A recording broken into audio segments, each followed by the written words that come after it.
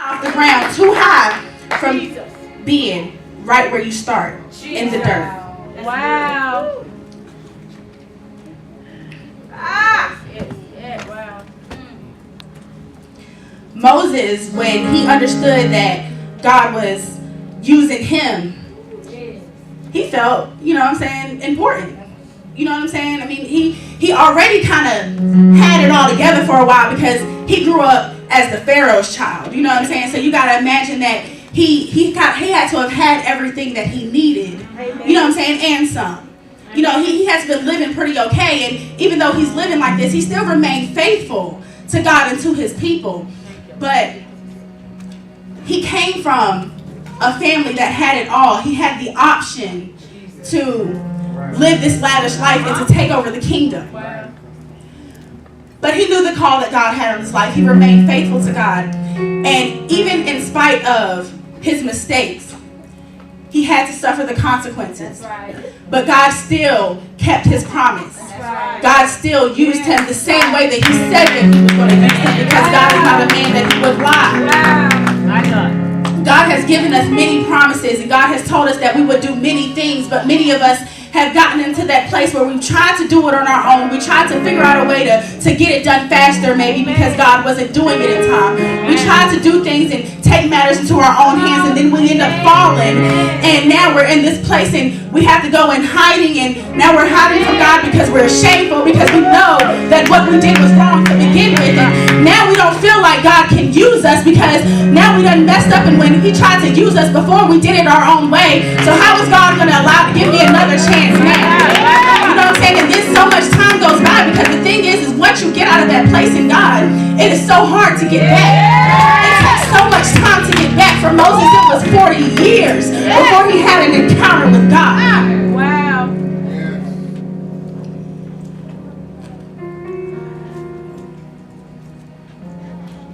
The time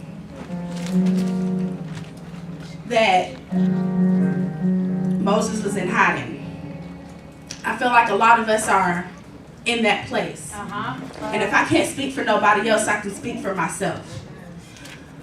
To be in that place of God, to where I feel like, okay, God is using me. You know what I'm saying? I feel like I done got to this new spiritual level in God, and I'm doing good, and I don't drink, I don't curse, I just don't do the things I used to do anymore. So I'm good now. I'm good. You know what I'm saying? I don't walk around with my chest out. I'm good. Yeah, I'm a holy woman. I'm a woman of God. I'm good. But I was just that much too high off the ground. Wow. Amen. Amen. It says, take off the sandals from your feet, for the place where you are standing is holy ground. You have to start where you have to start over from where you started. Wow. You have to, the ground, holy ground, is dirt. Where did we come from? What are we made of? Wow. When we leave this earth, where do we go? Wow.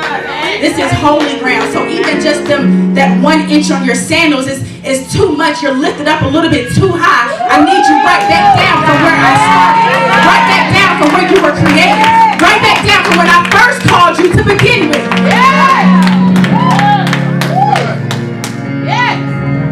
And it's going to take a time of feeling like God isn't there. Wow. But don't forget that he said he would never leave you nor forsake you. But during that time when Moses was in hiding, Wow. the Israelites were crying out to God. And crying out to God to be delivered out of the Egyptians' hands. They were crying out to God and crying out to God. And all the while, Moses, without even knowing what is going on, is being developed. Because what was Moses?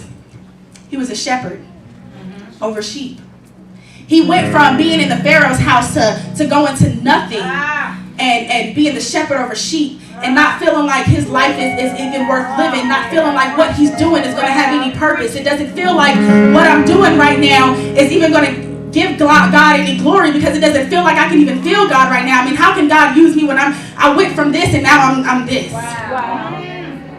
But God was developing him. He was leading the sheep. because eventually he would have to lead the Israelites.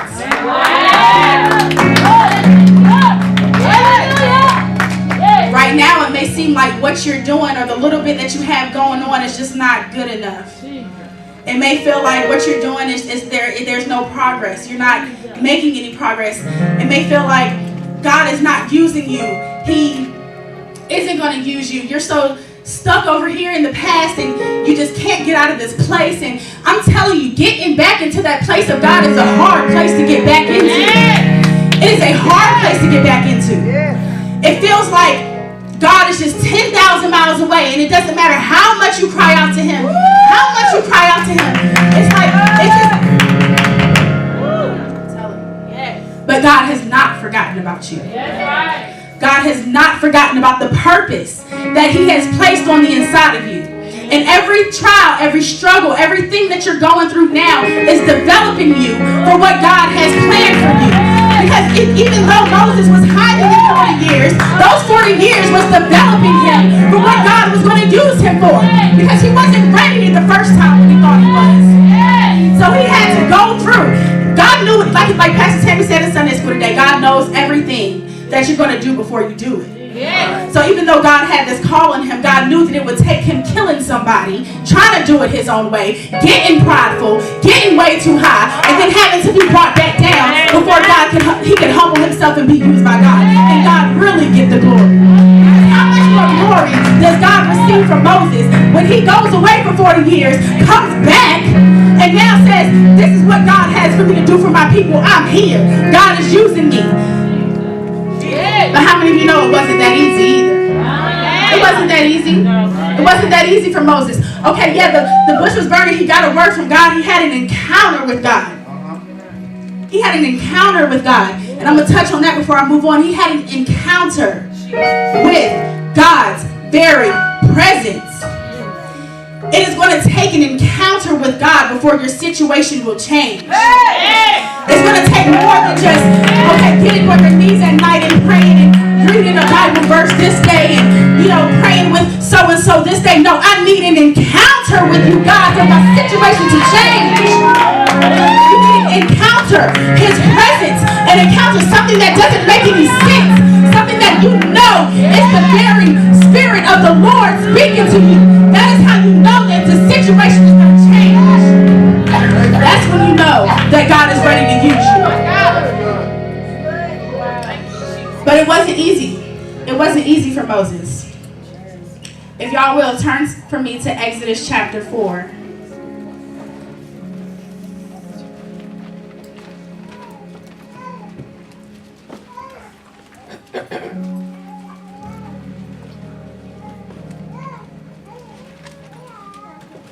Exodus chapter 4, verse 10 through 17.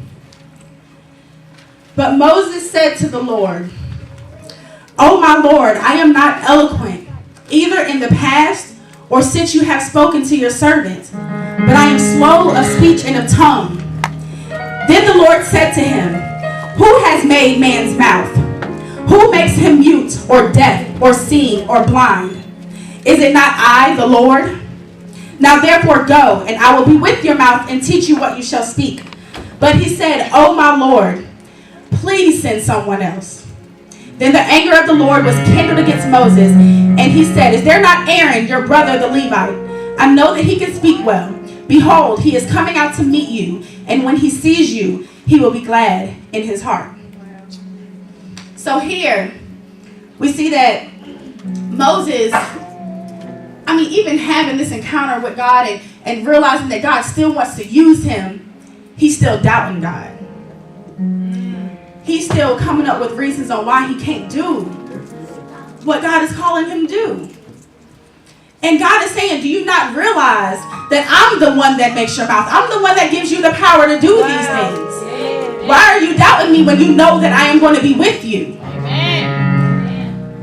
Why do we feel like we can't do what God is calling us to do when we know that His Spirit dwells in us? When we know that His Spirit gives us the strength? Why do we feel like we can't overcome the struggle or the temptation when we know what the power of God can do? But Moses says he is not eloquent. And eloquent means to be persuasive or powerful, having or exercising the power of fluent, forceful, and appropriate speech. He says, I'm not eloquent. I can't get up in front of all of these people and, try to tell them what you want me to say. And y'all just don't know how I felt coming up here with this mic, because everyone knows when I tell a story or I try to talk, I stumble over what I want to say. I can't get the words out of my head the way it's supposed to. I'm all over the place. So God, I don't even know how to get the words to come out right, to make it even sound right for people to understand what I'm trying to say. So how can you use me to speak to your people when I don't even know how to tell a story? But God says, now therefore go, and I will be with your mouth and teach you what you shall speak. Okay? It's okay, God. All right, so you said you're going to be with me. But God, please send somebody else. How many of us have said that? And I mean, every hand should probably be up here, because I know.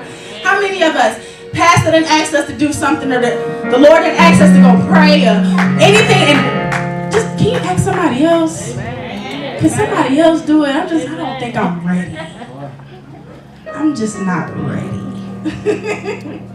But apparently Moses was ready. God knew that Moses was ready. It took 40 years for Moses to have to go through what he went through for him to be ready for what God called him to do so long ago. God knows when you're ready. But he says, please send someone else. Says, then the anger of the Lord was kindled. God is not pleased with your whining, with your murmuring, your whining, and your complaining. He's not pleased with your excuses on why you're not doing this. He has called you to do things. Why aren't you doing it? He's not pleased with the fact that, okay, well, I'm tired, or I just don't have time yet, or I just don't have the help. I just don't know how I'm going to do it. And he's not pleased with any of that. It says then the anger of the Lord was kindled against Moses. The anger of the Lord. Why would God get angry with someone he called to do something? This is someone he called to do something for him. This is a man that is chosen by God. How can God get angry with him? Because Moses wasn't being obedient. Moses was finding every reason and every excuse on why he wasn't able to do what God was calling him to do, when, yeah, he's right, he wasn't, because it's God, it's the Spirit of God that is in him that is doing it. That's right. So when we realize, yeah, we can't do it. I don't have the ability to get up here and tell you a whole story without fumbling over my words or trying to figure out, or wait a minute, how was I trying to word that? And that's how I talk when I'm trying to tell a story. So this is not me up here talking to you, but the Spirit of the Lord has something that he wants to say. The Spirit of the Lord is using my mouth. The mouth that he created, the vessel that he created, the purpose that he gave to me to speak to you, to give you a word from God. God will provide you everything you need. Let's keep going. It says, then the anger of the Lord was kindled against Moses, and he said, is there not Aaron, your brother the Levite? I know that he can speak well. Behold, he's coming out to meet you. And when he sees you, he'll be glad in his heart. So, even though God got angry with him, God gave him the help that he needed. So while you're sitting there complaining, just look beside you. There's somebody there to support you. We're in a church family where there's somebody there to support you. If you feel like God, you just can't do it, God is going to send somebody. He's there to support you. God is going to provide you whichever way possible. He's not going to leave you high and dry.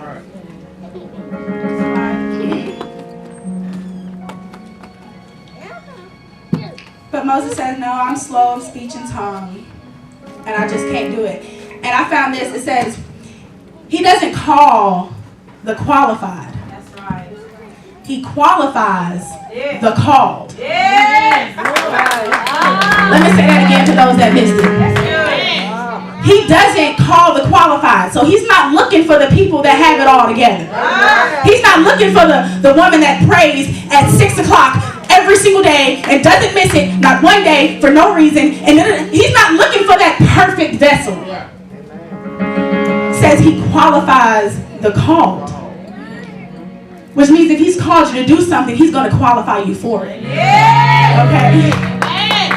He's going to give you everything that you need to do what he's calling you to do. There's no need to doubt God. There's no need to feel like he's just going to leave you to struggle. If you actually go out and step out on faith and believe that what he has called you to do is for you. Everybody has a purpose. We are all one body with many members.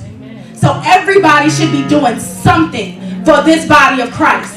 Everybody should be doing something. And I'm here to tell you that right now what you're doing is not good enough. Because there is always more work that can be done for God. And if you feel like, well, I still got to work on this, and I'm just still in this place where, God can't use me because, I still smoke cigarettes. God ain't going to use me. God is not looking for a perfect vessel. He will use you, and he will use you to change that very thing. And that very thing he will use to change someone else. And he will deliver you so that your testimony will be enough testimony to deliver someone else.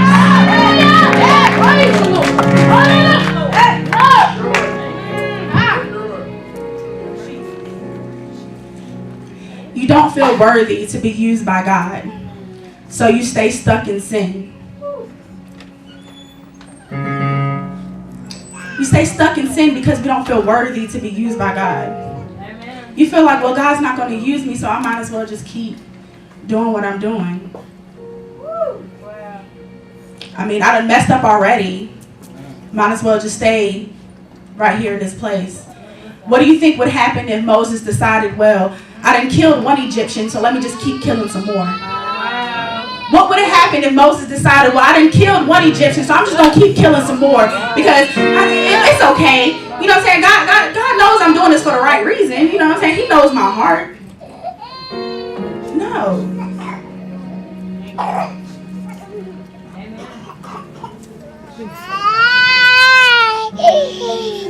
God used Moses right where he was at, in the midst of all of his complaining, in the midst of his doubting, in the midst of all the things that he done wrong, and even in the midst of the fact that he was probably the last person that anyone would follow.